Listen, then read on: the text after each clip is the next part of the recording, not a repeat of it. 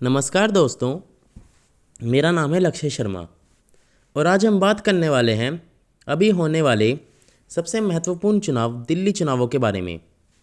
ये चुनाव 5 फरवरी को कंडक्ट होंगे, जैसा कि इलेक्शन कमीशन ने अभी अपने शेड्यूल को अनाउंस किया था। और 8 फरवरी को इलेक्शन रिजल्ट्स आएंगे और हमें पता लग जाएगा कि दिल्ली की विधानसभा में कौन सी पार्टी अगली बार सरकार बनाएगी।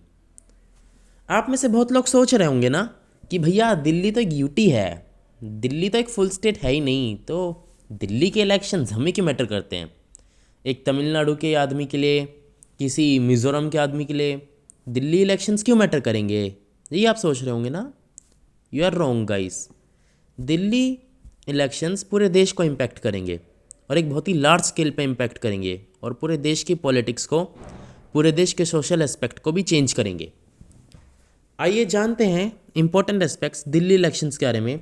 ये भी जानते हैं कि दिल्ली इलेक्शंस में कौन कौन सी पार्टीज़ की स्टेक होल्डर्स होंगी, किन किन पार्टीज़ के बीच में मुकाबला होगा, दिल्ली का इतिहास क्या क्या रहा है चुनावों के मामले में, और अभी के चुनावों में क्या संभावना हो सकती है और इनका दूरगामी क्या परिणाम होंगे हमारे देश की राजनीति पे। तो आओ चलिए फ्रेंड्स, शुरू करते हैं आज का वीडियो।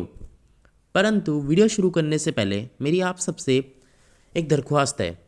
अगर आपको मेरे वीडियोस अच्छे लगते हैं और आप चाहते हैं कि मैं ऐसे इंटरेस्टिंग टॉपिक्स के ऊपर, अलग अलग इलेक्शंस के ऊपर, अलग अलग जो है क्रिस्प डिटेल्स लेकर आपके सामने हाजिर हूँ, तो कृपया मेरे चैनल को सब्सक्राइब कीजिए और बेल आइकन को ज़रूर दबा दीजिएगा ताकि सबसे पहले नोटिफिकेशन आपके फ़ोन में आए। और अगर आपको मेरे वीडियोस अच्छे लगें तो उन्हें प्लीज़ लाइक भी कीजिए और अपने मित्रों के साथ, अपने फैमिली मेम्बर्स के साथ उन्हें शेयर भी कीजिए फ्रेंड्स। तो चलिए शुरू करते हैं। अगर हम दिल्ली की बात करें तो ये कि यूनियन टेरिटरी है। दिल्ली में जो गवर्नमेंट होती है उसकी आधी से ज़्यादा पावर्स सेंट्रल गवर्नमेंट के पास होती हैं। दिल्ली के बहुत सारे महत्वपूर्ण जो सब्जेक्ट्स हो गए, जैसे police, health, education, safety, business, ये सब चीज़ें सेंट्रल गवर्नमेंट काफ़ी हद तक कंट्रोल करती है और इस पे दिल्ली की चुनी हुई स्थानीय सरकार का बहुत ज़्यादा कंट्रोल नहीं होता। पहले इलेक्शंस दिल्ली में 1993 में हुए थे। उन इलेक्शंस में बीजेपी ने मेजॉरिटी हासिल की और अपनी सरकार बनाई। फिर 5 साल तक उनके 3 मुख्यमंत्री रहे और बीजेपी ने अपने तीनों मुख्यमंत्रियों को बदला, कुछ अपने पॉलिटिकल कारणों की वजह से। उसके बाद 1998 से लेकर लगातार 2013 15 साल के लिए कांग्रेस की फुल मेजॉरिटी दिल्ली विधानसभा में रही और इन 15 सालों में दिल्ली की मुख्यमंत्री थी श्री शीला दीक्षित जी।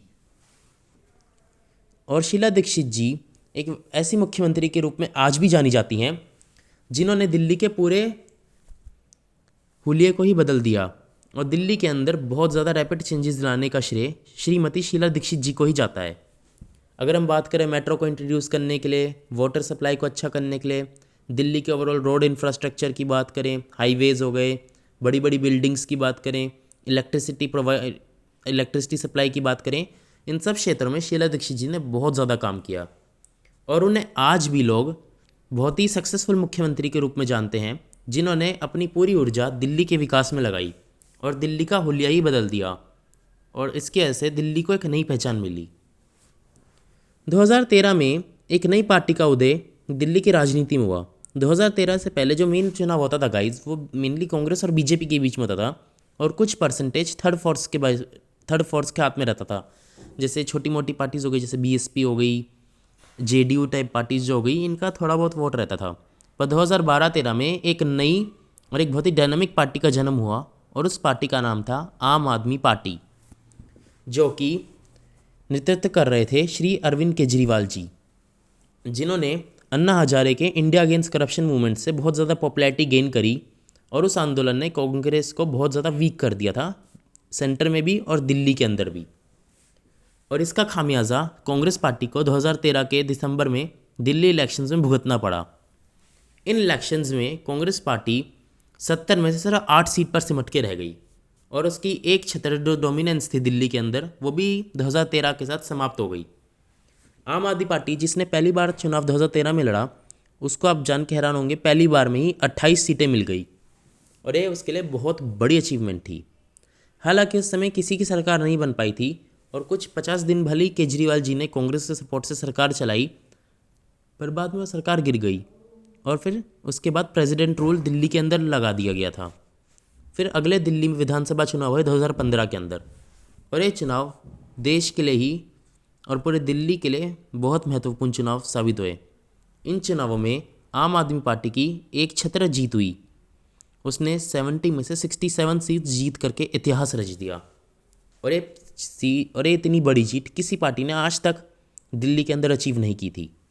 बीजेपी जो 15 महीने पहले सिंगल लार्जेस्ट पार्टी थी दिल्ली के अंदर, वो घट के सिर्फ 3 सीट पे रह गई।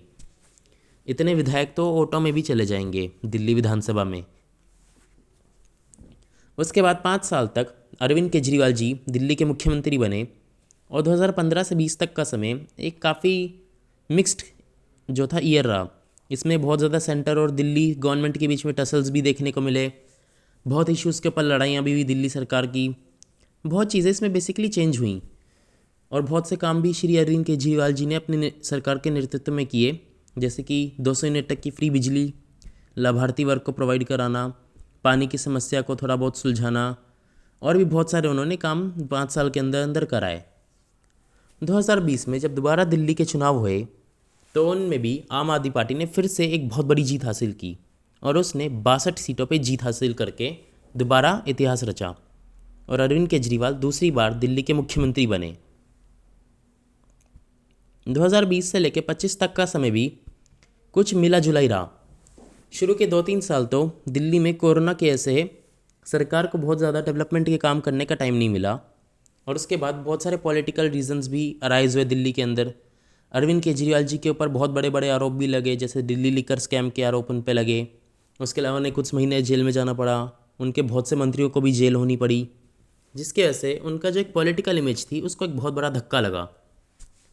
अगर हम बात करें 2025 के विधानसभा चुनावों की, तो ये चुनाव बहुत महत्वपूर्ण है दोस्तों। अरविंद केजरीवाल जी को लगभग 10 से 12 साल हो चुके हैं दिल्ली की सत्ता में बने हुए और वो अपनी सरकार बचाने की कोशिश कर रहे हैं।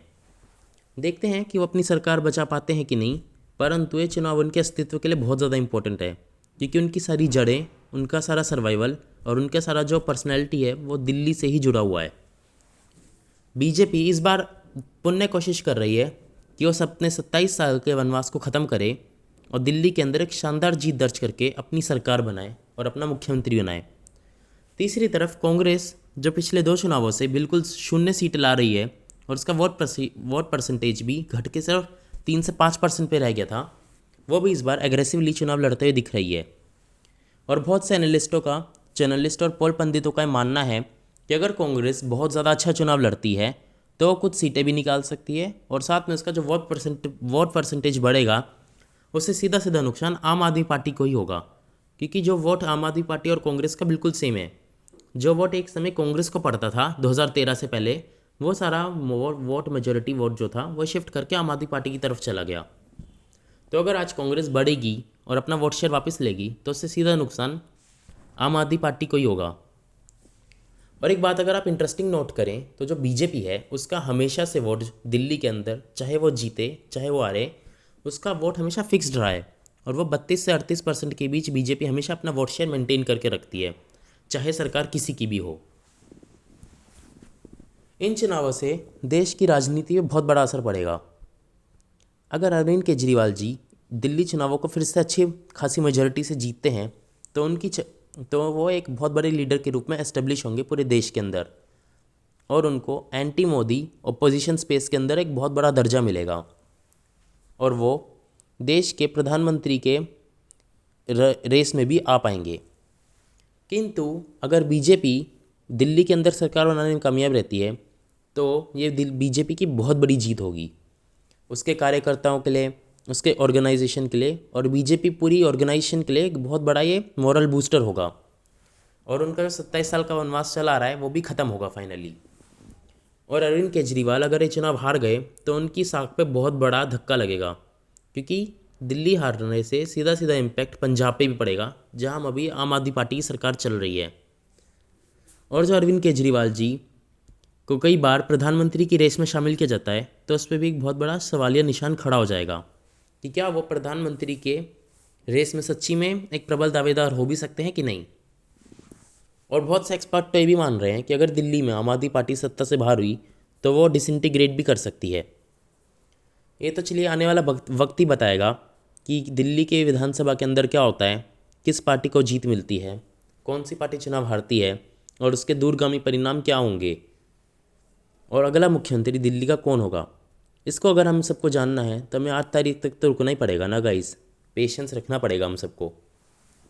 तो मैं आपसे वादा करता हूँ जिस दिन रिज़ल्ट आएगा उसके अगले दिन ही मैं अपना एनालिसिस लेकर आऊँगा कि दिल्ली इलेक्शन रिज़ल्ट का क्या मायने देश की राजनीति पे होगा और इससे हर पार्टी के लिए क्या क्या मैसेज निकलता है और उसकी फ्यूचर प्लानिंग क्या हो सकती है अगले चुनावों को लेके।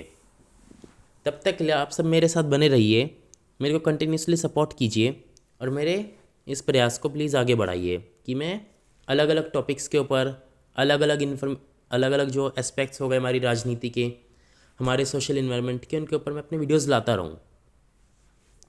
और अगर आपको मेरे वीडियोस पसंद आते हैं, अगर आपको मेरा ये इनिशिएटिव अच्छा लगता है तो प्लीज़ मेरे चैनल को सब्सक्राइब कीजिए। अगर आपके कुछ क्वेश्चंस हैं, आपकी कुछ क्वेरीज़ हैं तो प्लीज़ आप वो कमेंट सेक्शन में पूछिए और मैं उन सबको बहुत अच्छे तरीके से आंसर करूँगा। फ्रेंड्स, आप सभी का मेरे साथ इतनी देर तक बने रहने के लिए और मेरे को इतनी देर तक सुनने के लिए बहुत बहुत धन्यवाद साथियों। आपका दिन शुभ हो। धन्यवाद।